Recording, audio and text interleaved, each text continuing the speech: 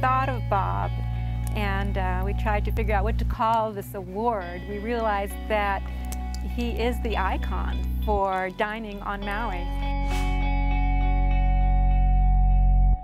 He's the man who really said, "Where's the beef?" basically. Bob's contribution to the Maui culinary scene, I think, was groundbreaking. His philosophy was ingredients, ingredients, ingredients, and getting the best stuff that he could. Longhi's opened on December 26, 1976, so that would put it at 37 years. He had a great belief that in this business, all the restaurants that start out at the periphery eventually come to the middle and end up the same. And he never allowed that to happen here. He had a way of making you feel really good about what you were doing. You could walk up to any table and put a smile on their face. He just always launched right into, how you doing, who are you, where do I know you from? And he just had a way of making people feel really good. My father was in the insurance business, and he traveled all over the country, and he was always a big foodie, even before that term existed, and he loved to cook. And he brought about 50 of his employees out on an incentive trip in 1976. He tells the story of how he came to Maui and he tried to order a Greek salad at what became Longhi's eventually, and there was no feta and no olives, and he was outraged. So he told the owner, "Where's the feta?" And the owner told him, "Well, come to my house. I have good cheese at my house." And so he said, "Well, that's your problem. Your cheese is in the wrong place.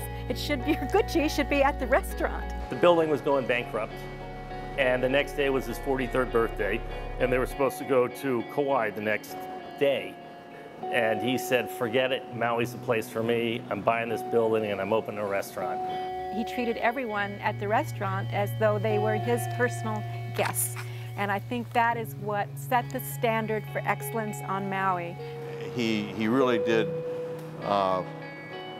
pave the way for fine dining on Maui. He did a lot of things that are what we see as normal today in fine dining, and they were so out of the box back then.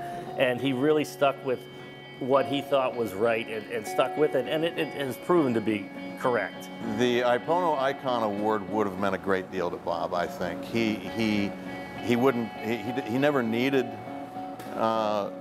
the ego boost of recognition, but he never rejected it either. He would have loved it, he would have appreciated it, it would have meant a great deal to him. This was his passion, and it really showed in everything he did. You know, our expression here is cook with love, eat with passion, and Bob embodied that.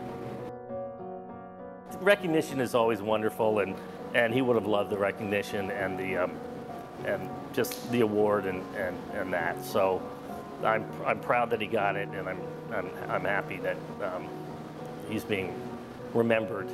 He cared about having a good life and a good experience and treating the people that he cared about with respect. And I think that's what I will remember most about Bob. He loved Maui, and it took him 3 days to decide to live here, and 35 years later he was still here. So he definitely felt Maui was his home and where he wanted to be. He loved it. Bob, as I said before, was one of a kind. They'll never make another one like him, and he was a wonderful guy. He taught us how to cook, he taught us how to eat, and he taught us how to live. He was a great guy.